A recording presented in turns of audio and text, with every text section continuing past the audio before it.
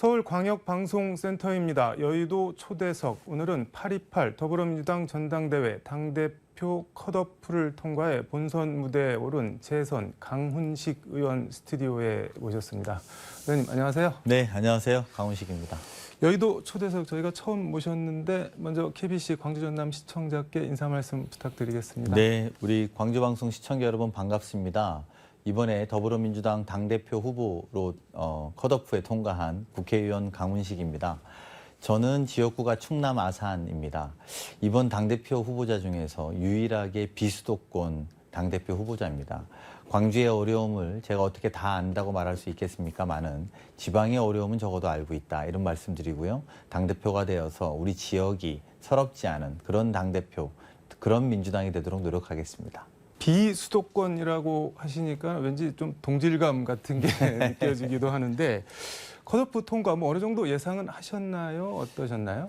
처음에는 뭐 이렇게 네. 예상할 수 있지는 못했는데요. 선거가 되면서 야 적어도 우리가 정권 교체를 5년 있다가 하려면 네. 적어도 전국 광주에서뿐만 아니라 충청에서도 영남에서도 제주에서도 강원에서도 우리가 득표해야 되는 것 아니냐 이런 말씀들을 많이 하셨고요. 이제 그런 면에서 비수도권 후보에 대한 지지도 분명히 있었다. 네. 그리고 특히 우리 영남 지역에서는 네. 충청도에서 제가 사실은 낙천 한 8년 했습니다. 네. 그것은 14년 전에 자민련 텃밭이었고 그때는 제가 처음 나가서 13% 받았습니다. 네. 그래서 민주당 하면 빨갱이 정당 소리 들었던 그런 네. 서러움들이 서로 공감되면서 저를 좀 지지하는 흐름들이 생겨서 선거 종반이 돼서는 아 이게 되겠구나 이렇게 느낄 수 있었습니다. 이게 지금 말씀하신 대로 당 중앙 의원들이 이제 그런 점을 감안을 해서 의원님을 컷오프를 통과를 시켜 주셨을 텐데 뭐 이런 시각도 있습니다. 이재명 의원을 뭐 이렇게 세게 공격했던 뭐 서른 의원이나 또 97그룹 가운데 강병원 의원 이 두 분이 컷오프를 당했는데 이 두 분이 본선에 올라가면은 본선이 너무 이재명 의원 공격의 장이 되는 거 아니냐. 그래서 상대적으로 조금 더 이재명 의원과 각을 덜 세운 조화나 균형을 맞추려고 하는 거 아니냐. 뭐 그런 시각도 있는데 그건 어떻게 보십니까? 아니, 그렇다면 박주민 의원이 올라갔어야죠. 나는 그런가요? 오히려 더 가까웠던 네. 위치니까요. 근데 저는 그런 판단보다는 민주당의 새로운 에너지와 새로운 활력, 네. 변화를 바라시는 분들이 민주당의 새로운 에너지가 좀 되라. 그리고 미래가 되어라. 이번 선거는 그런 의미에서 현재와 미래의 대결이라고 저는 생각하고요. 미래의 민주당을 만들어가는데도 우리 중앙위원들이 한 표를 저한테 해주셨다. 이렇게 생각합니다. 현재와 미래의 대결이라면 사람으로 따지면은 뭐 누구와 누구의 대결이라는 두 말씀. 분 다 지난 대통령 선거에서 대통령 후보였거나 또는 대통령 후보 경선을 나와서 높은 인지도를 갖고 있는 분들 아닙니까? 네. 저를 빼고 두 분들은. 그래서 반대로는 그분들은 잠재력과 폭발력 그런 것들이 어느 정도인지 다 국민들이 알고 있습니다. 하지만 저는 아직 개봉되지 않은 신상이기 때문에 네. 저의 잠재력과 파괴력이 어느 정도인지 이번 전당대회에 보여줄 것이고 네. 그 파괴력과 잠재력이 미래를 설명하고 있고 우리 민주당이 가야 될 방향을 정확하게 설명한다면 네. 유권자들이 강훈식을 더 지지할 것이라고 생각합니다. 잠재력에 대해서 말씀을 해주셨는데 컷오프 발표 이틀 전에 임종석 대통령 전 비서실장이 본인 SNS에 의원님을 문 대통령에게 총리 후보로 뭐 추천한 일화를 전하면서 워딩을 보면은 민주당 다음을 잃지 않는 사람, 참신함과 안정감을 두루 갖춘 젊은 정치인, 민주당을 다시 전국 정당 반열에 올려놓을 정치인 이렇게 아주 상찬을 했습니다. 임종석 전 실장 원래 좀 아시나요? 친한가요? 친하기도 하지만 네. 사실 한 1년 전에 총리로 추천됐던 사실은 제가 그 당시에는 알고 있었는데 사실 이렇게 갑자기 네. 지지 선언해 주실지는 몰랐고요. 그리고 뭐 임종석 실장 그리고 뭐 김영춘 전 장관 네. 또 조응천 의원 이렇게 많은 분들이 지지해 줘서 네. 사실은 저로서는 더 책임감이 막중한 전당대회를 뛰고 있다 이렇게 네. 말씀드립니다. 책임이 막중하다는 말씀을 해주셨는데 컷오프 통과 전과는 또 각오가 좀 다를 것 같습니다. 각오 한 말씀 부탁드리겠습니다. 민주당이 크게 통합해서 네. 다음번 정권 교체를 총선 승리와 정권 교체를 갖고 올 수 있느냐. 이게 우리 지지자들의 원하는 마음이라고 생각합니다. 네. 제가 당대표가 되어서 과거 5년 전에는 저희가 네. 전국에 7명의 대선 주자가 있었습니다. 네. 호남에는 물론이고 뭐 경남의 김경수, 대구 경북의 김부겸, 충청의 안희정, 서울에는 박원순, 네. 경기에는 이재명, 그리고 뭐 조국 뭐 네. 지금 다 사라졌습니다. 다 어디로 가셨나요? 다 사라졌습니다. 네. 다시 7명의 대선 주자로 만드는 당대표가 되겠습니다. 그렇다면 아마 우리 지지층들도 다시 설레이고 다시 기대하는 정당이 될 거라고 보고요. 그런 기반으로 우리가 2년 후에 총선을 승리하고 5년 후에 정권 교체를 해야 된다고 생각합니다. 동시에 우리 민주당의 새로운 모습들 네. 그리고 새롭게 변화할 모습을 보여주는 게 제 각오고 그것을 이번 본선 경쟁에서 충분히 알린다면 많은 분들이 저를 찾아주시고 동의해 주실 거라고 생각합니다. 지금 말씀하신 것들을 할 수 있는 사람이 왜 강훈식이어야 하냐, 다른 분들 대신 왜 강훈식이어야 하냐라고 물어보면 뭐라고 답을 하시겠습니까? 일단 새로운 젊은 수권 정당을 만들 수 있는 적임자는 저라고 생각하는 네. 데는 저는 이번 전당대회에서 경계와 금기를 도전하려고 나왔습니다. 금기를 깨는 도전을 하려고 네. 나왔습니다. 우리 당이 지금까지 예측됐던 경계들이 있습니다. 아까 말씀드린 것처럼 수도권과 호남의 정당. 하지만 그리고 충청은 늘 캐스팅 보트였던. 네. 근데 제가 당대표가 된다면 충청이 기반으로 하나 다시 쓸 수 있지 않겠습니까? 그리고 충청과 호남과 서울 뿐만 아니라 수도권뿐만 아니라 영남에도 미치는 파급력은 클 겁니다. 네. 우리가 전국 정당이 될 것이고 그것은 저가 제일 적임자라고 생각하고요. 동시에 네. 직전 대선 주자보다는 정말 이걸 잘 운영하고 관리할 수 있는 그래서 대선 주자를 불러 모을 수 있는 당대표가 필요하지 않겠습니까? 그런 역할도 저한테 맡겨주신다면 제가 제일 잘할 수 있다라고 생각이 듭니다.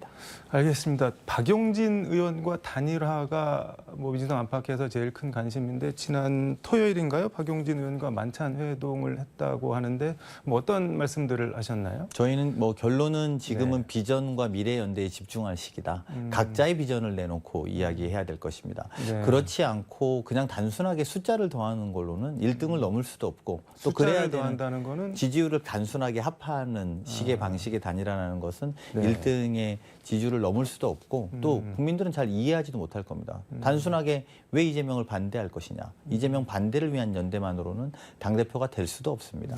오히려 비전과 비전이 만나고 네. 지지자와 지지자가 만나서 그 지지자들이 한번 해봐라. 너희가 비슷한 색깔이고 비슷한 미래를 갖고 있단다. 이렇게 명령하신다면 그게 훨씬 더 파괴력 있는 단일화 또 그런 단일화는 열어놓고 생각해봐야 된다 이렇게 생각이 듭니다. 파괴력 있는 단일화가 되어야 된다는 말씀을 여러 번 강조하셨는데 본인한테 더 파괴력이 있다고 생각하시나요? 물론이죠. 강훈식으로의 단일화가 왜 네. 더 파괴력이 아까 있을까요? 말씀드린 것처럼 네. 제가 아직 개봉되지 않은 그리고 저의 잠재력과 파괴력은 아무도 예측하지 못하기 때문에 네. 원래 우리가 늘 예측하지 못할 때 민주당이 새로운 선택들 그리고 승리했다고 저는 생각합니다. 70년대 소위 40대 기수론이 네. 그랬습니다. 구상유치라고 비웃었지만 박정희 정부랑 가장 겁없이 싸우는 우린 주자들을 만들어냈고 저 역시 40대인 저에게 당대표를 나가라고 하는 것은 겁없이 윤석열 정부랑 싸우라는 명령으로 생각합니다. 네. DJP 연합이 그랬습니다. 생각지도 않았던 가장 진보적인 DJ와 가장 보수적인 JP가 연합해서 첫 번째 역사적 수평적 정권 교체를 네. 이뤘다는 것도 새로운 파격이었습니다. 그리고 부산 사람 노무현을 광주가 대통령 후보 만들었을 때 우리 당이 다시 설레이고 가장 네. 파괴력이 있었습니다. 지금은 그게 제가 주인공이라고 감히 자부하고 싶습니다.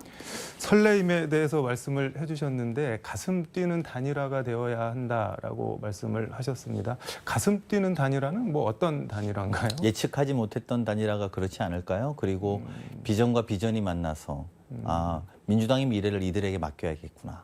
이런 확신이 드는 사람과 지지자들이 이야기할 때 그런 가슴 뛰는 단일화가 아닐까요? 그냥 여의도에서 후보와 후보가 단일화하는 모습은 아무런 지지자들과 민주당을 좋아하시는 분들에게 비전이 될 수 없다고 생각합니다. 말씀을 들어보니까는 예측하지 못한 단일화는 이제 일반적인 관측은 뭐 박용진 의원이 조금 더 지지율이 높게 나왔으니까 뭐 박용진 의원으로 이 단일화를 얘기하는 거 아니냐. 그렇지만 그걸 깨는 예측하지 못하는 단일화를 하시겠다. 뭐 그런 취지로 들리는데 맞습니까? 아닙니다. 단일화가 네. 제가 말씀드리고 있는 관점이 중심은 아니고요. 네. 지금은 비전을 경쟁할 때가 중심이라는 말씀입니다. 네. 그것이 모이는 것이 파괴력이 있는 것이고 그 안에서 예측하지 못하는 결과가 나올 수 있다는 말씀을 드리고 싶습니다. 네.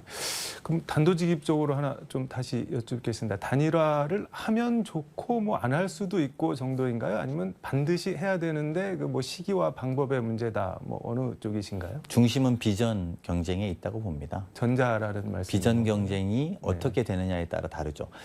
그냥 이렇게 생각하시면 좀 편할 것 같습니다. 네.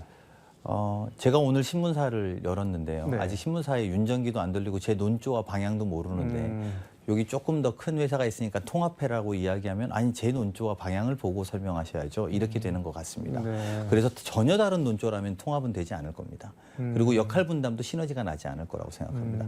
하지만 논조가 같고 역할 분담이 가능하다면 파괴력이 있을 수도 있다고 봅니다. 네. 지금 중요한 것은 제가 하려고 하는 제 논조와 제 방향, 제 비전을 국민 여러분들이 확인하고 국민들이 판단하는 시간이 필요하다. 이 말씀드리고 싶습니다.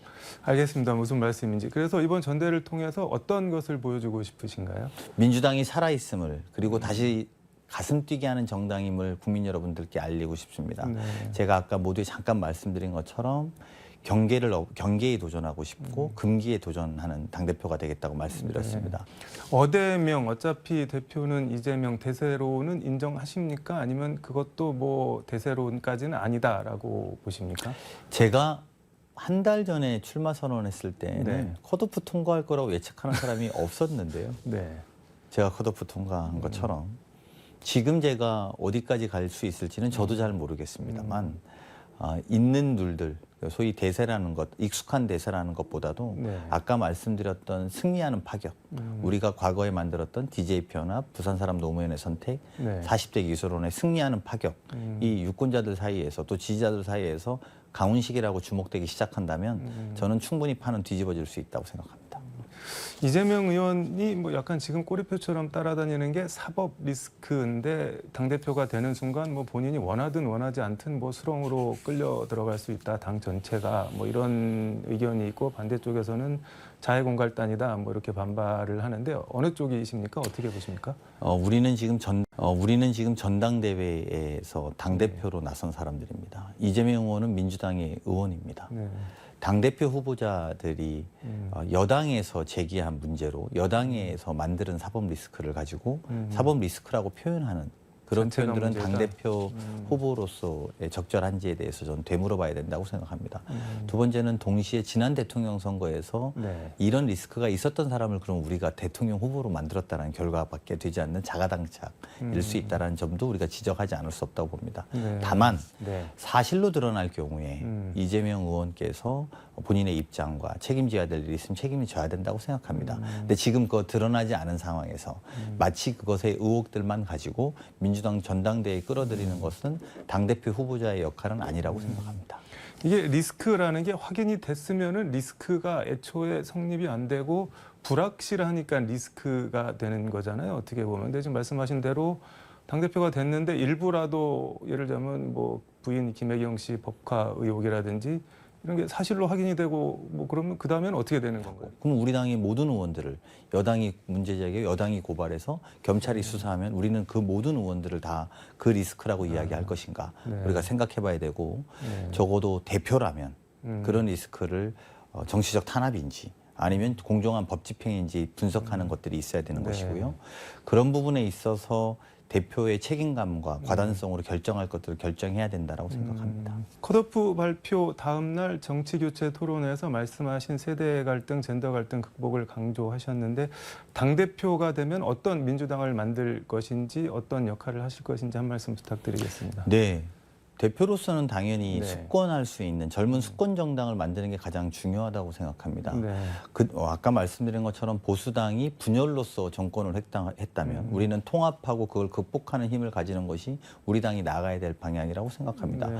젠더 문제도 그렇고 세대 문제도 그렇습니다. 그래서 제가 아까 말씀드린 것처럼 경계에 도전하고 금기에 도전하는 정당이 돼야 됩니다. 지난 대통령 선거에 우리는 47.8%를 받았습니다. 네. 거기에다가 50%를 넘는 도전을 해야 될 때라고 생각합니다. 그러기 위해서는 경계를 깨고 금기를 깨는 노력이 필요하고 그것은 저 강훈식이 가장 네. 잘할 수 있는 일 중에 하나다 이렇게 생각합니다. 알겠습니다. 마무리 말씀 부탁드리겠습니다. 네, 광주방송 오늘 여의도 초대석에 처음 나왔습니다. 전국의 국민들이 보시겠지만 이번에 도전하는 가장 젊은 당대표 후보 강훈식입니다. 민주당이 변화와 혁신, 제가 꼭 도전해서 만들고 싶습니다. 동시에 미래가 있는 정당, 그리고 비전이 있는 정당으로 만들고 싶습니다. 그러기 위해서 경계와 금기를 도전해서 깨트리고 민주당이 거듭나는 데 노력하겠습니다. 많이 응원해 주시고 지켜봐 주십시오. 네, 말씀하신 대로 파격의 진군을 해서 당대표가 돼서 경계를 깨고 금기를 깨는지 저희도 같이 지켜보도록 하겠습니다. 오늘 말씀 고맙습니다, 의원님. 네, 고맙습니다. 네, 지금까지 민주당 전당대회 당대표 본선 무대에 진출한 강훈식 의원과 함께 서울광역방송센터에서 전해드렸습니다.